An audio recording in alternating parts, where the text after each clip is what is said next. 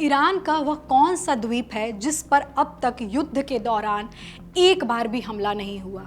इस द्वीप का इस्तेमाल क्या है? कैसे यह द्वीप ईरान की शक्ति का केंद्र बना हुआ है? इसका चीन से क्या कनेक्शन है? इजराइल अमेरिका की तरफ से इस पर हमला न करने की क्या वजह है? अगर इस द्वीप पर किसी तरह का वार किया जाता है तो इसका वैश्विक स्तर पर क्या असर हो सकता है? आइए जानते हैं। नमस्कार, मैं रिया दुबे और आप देख रहे हैं अमर उजाला। इजराइल अमेरिका के ईरान से युद्ध को अब 10 दिन हो चुके हैं। जहां इजराइल और अमेरिका ने ईरान में तेहरान से लेकर करमशाह और कौम से लेकर बंदर अब्बास तक हमले बोले हैं, तो वहीं ईरान ने भी पलटवार करते हुए पश्चिम एशिया में उन सभी देशों को निशाना बनाया है जहां अमेरिकी सैन्य ठिकाने मौजूद हैं। हालांकि इस बीच ईरान के एक खास द्वीप की चर्चाएं तेज हो गई हैं। दरअसल ईरान के इस द्वीप पर अब तक न तो इजराइल ने और न ही अमेरिका ने हमला किया है, जबकि कूटनीतिक तौर पर इस द्वीप को ईरान की रीढ़ माना जाता है। कुछ विशेषज्ञों का तो यहाँ तक कहना है कि अगर पश्चिमी देश ईरान को घुटने पर लाना चाहते हैं तो वे इस एक खास द्वीप को निशाना बनाकर उसकी लाइफलाइन पर सीधा वार कर सकते हैं। ईरान का जो द्वीप इस वक्त चर्चा में है उसका नाम है खर्ग। रिपोर्ट्स के मुताबिक अमेरिकी राष्ट्रपति डोनाल्ड ट्रंप इस अहम द्वीप को अमेरिकी कब्जे में लेने की कोशिश कर सकते हैं। वह इसके लिए ईरान की धरती पर सेना भेजने पर भी विचार कर रहे हैं। क्या है खर्ग द्वीप? ये कहाँ स्थित है?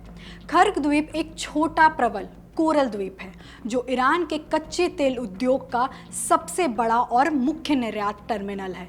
यह द्वीप ईरान की अर्थव्यवस्था के लिए रणनीतिक तौर पर अहम है। देश का करीब 90% कच्चे तेल का निर्यात इसी द्वीप से होता है। इसकी तेल लोडिंग क्षमता लगभग 70 लाख बैरल प्रतिदिन आकी गई है। इसे ईरान की तेल की जीवन रेखा भी कहा जाता है। यह द्वीप समुद्र के नीचे बिछी पाइपलाइनों के जरिए दक्षिणी ईरान के प्रमुख तेल क्षेत्रों से जुड़ा हुआ है। यहाँ बड़े स्टोरेज टैंक और सुपर टैंकरों में तेल भरने के लिए गहरे पानी तक जाने वाली लंबी जेट्टी मार्ग बनी हुई है। क्या है खर्ग द्वीप का इतिहास? खर्ग द्वीप का इतिहास इसके तेल भंडारण के लिए इस्तेमाल होने से काफ़ी पुराना है। दरअसल यहाँ तेल की खोज से पहले मुख्यतः फारस की खाड़ी में व्यापार के लिए इस द्वीप को ट्रांजिट पॉइंट यानी आवाजाही के केंद्र की तरह इस्तेमाल किया जाता था। 1979 का संकट और अमेरिकी योजना। 1979 में ईरानी क्रांति के बाद जब आयतुल्ला खोमैनी के वफादार कट्टरपंथी छात्रों ने 52 अमेरिकी राजनयिकों को बंधक बना लिया, तब तत्कालीन अमेरिकी राष्ट्रपति जिमी कार्टर के तहत एडमिरल जेम्स एस लियोन ने ईरान के बंदरगाहों की नाकाबंदी करने और खर्ग द्वीप पर कब्जा करने की योजना का प्रस्ताव रखा था। उनका तर्क था कि ईरान का नया शासन तेल निर्यात पर रोक का जोखिम नहीं उठा सकता। हालांकि संघर्ष बढ़ने के डर से राष्ट्रपति कार्टर ने इस योजना को खारिज कर दिया था। 1980 का दशक। 1980 के दशक में हुए ईरान इराक युद्ध के दौरान खर्ग द्वीप का रणनीतिक महत्व पूरी दुनिया के सामने आया। सदाम हुसैन की सेना ने ईरान की अर्थव्यवस्था को तबाह करने के इरादे से इस द्वीप के तेल बुनियादी ढांचे पर कई बार हवाई हमले किए। 1986 तक इन हमलों से टर्मिनल को बहुत भारी नुकसान पहुंचा था। हालांकि इतनी बमबारी के बावजूद ईरान युद्ध के दौरान भी यहां से तेल का निर्यात जारी रखने में सफल रहा। युद्ध खत्म होने के बाद ईरान ने इस सुविधा की मरम्मत की और इसका विस्तार किया। मौजूदा स्थिति। आज भी खर्ग द्वीप ईरान की तेल अर्थव्यवस्था की जीवन रेखा बना हुआ है। यहाँ से देश के कच्चे तेल का लगभग 90% निर्यात होता है। कैसे यह द्वीप ईरान की शक्ति का केंद्र बना हुआ है? खर्ग द्वीप सिर्फ ईरान की व्यापारिक शक्ति या तेल निर्यात के लिए ही अहम नहीं है, बल्कि यह ईरान की सेना के लिए भी एक मजबूत केंद्र है।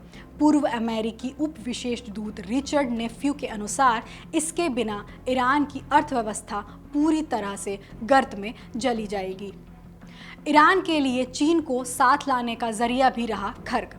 खर्ग से निर्यात होने वाले तेल का सबसे बड़ा खरीदार चीन है। अमेरिकी प्रतिबंधों के बावजूद चीन को होने वाले इस तेल निर्यात से ईरान को न केवल भारी राजस्व मिलता है बल्कि एक महाशक्ति के रूप में चीन का रणनीतिक साथ भी मिलता है। यह द्वीप चीन के लिए भी ज़बरदस्त रूप से अहम है क्योंकि उसकी ऊर्जा ज़रूरतों को पूरा करने में इस द्वीप से होने वाला निर्यात सबसे अहम है। इजराइल अमेरिका की तरफ से खर्ग पर हमला न करने की क्या वजह? ऐसा नहीं है कि इजराइल और अमेरिका की तरफ से ईरान को खर्ग से काटने की योजना नहीं बनाई गई। हाल ही में इजराइल में विपक्ष के नेता याइर लापिड ने खुले तौर पर मांग की है कि खर्ग द्वीप के सभी तेल क्षेत्रों और ऊर्जा उद्योग को नष्ट कर दिया जाना चाहिए ताकि ईरान की अर्थव्यवस्था ढह जाए और शासन गिर जाए। दूसरी ओर मीडिया समूह ब्लूमबर्ग की एक रिपोर्ट के मुताबिक जब इजराइल ने 2024 में हिजबुल्लाह और हमास के कई नेताओं को मार गिराया था तब ईरान ने इजराइल पर मिसाइल हमला किया था। इसके बाद इजराइल ने जवाबी कार्रवाई के रूप में खर्ग द्वीप पर हमला करने पर गंभीरता से विचार किया। हालांकि बाद में उसने इस योजना को टाल दिया। बताया जाता है कि खर्ग द्वीप पर अब तक इजराइल और अमेरिका की तरफ से हमला न करने की कई वजहें हैं। वैश्विक तेल संकट और महंगाई बढ़ने का डर। खर्ग द्वीप पर हमले या इसके बंद होने से वैश्विक तेल आपूर्ति में भारी रुकावट आएगी। विशेषज्ञों के मुताबिक इससे कच्चे तेल की कीमतें $150 प्रति बैरल के पार जा सकती हैं। इससे पूरी दुनिया में भारी महंगाई का संकट पैदा होने का खतरा है। दरअसल इसकी मुख्य वजह चीन होगा, जिसकी अधिकतर ऊर्जा ज़रूरतें ईरान से पूरी हो जाती हैं। हालांकि अगर उसका यह स्रोत खत्म होता है तो चीन तेल खरीदने के लिए पश्चिम एशिया का रुख कर सकता है, जो कि पहले से ही ईरानी हमलों के बाद से तेल उत्पादन में कमज़ोर हो गया है। यानी तेल के लिए पूरी दुनिया में मारामारी की स्थिति पैदा हो सकती है। ईरान के जवाबी हमले का डर। ईरान ने स्पष्ट चेतावनी दी है कि अगर उसके ऊर्जा ठिकानों पर हमला किया गया तो वह तुरंत इसके जवाब में पूरी खाड़ी क्षेत्र में अमेरिका और उसके सहयोगी देशों के ऊर्जा बुनियादी ढांचों को निशाना बनाएगा। चूँकि सऊदी अरब, कतर, कुवैत, बहरीन आदि देश मुख्यतः ऊर्जा निर्यात पर आधारित अर्थव्यवस्था हैं, ऐसे में ईरान का कोई भी बड़ा हमला इनकी आर्थिक नीति को डंवाडोल करने की क्षमता रखता है। अमेरिका की घरेलू राजनीति पर असर। अमेरिकी राष्ट्रपति डोनाल्ड ट्रंप पर अमेरिका में आगामी मध्यावधि चुनावों से पहले ईंधन की बढ़ती कीमतों को लेकर भारी राजनीतिक दबाव है। ऐसे में तेल की कीमतों में कोई भी बड़ा उछाल और इसके चलते बढ़ने वाली महंगाई और सप्लाई चेन में कमजोरी उनके लिए राजनीतिक रूप से नुकसानदायक हो सकती है। जमीनी सेना उतारने का जोखिम। हालिया समय में ऐसी भी रिपोर्ट्स आई हैं जिनमें कहा गया है कि डोनाल्ड ट्रंप इस द्वीप पर कब्जा करने के लिए सैनिकों को उतार सकते हैं। हालांकि सैन्य विशेषज्ञों का कहना है कि इस द्वीप पर सुरक्षित तरीके से कब्जा करना मुश्किल है क्योंकि अमेरिकी सेना का मुकाबला ईरानी सेना से सीधे तौर पर होगा।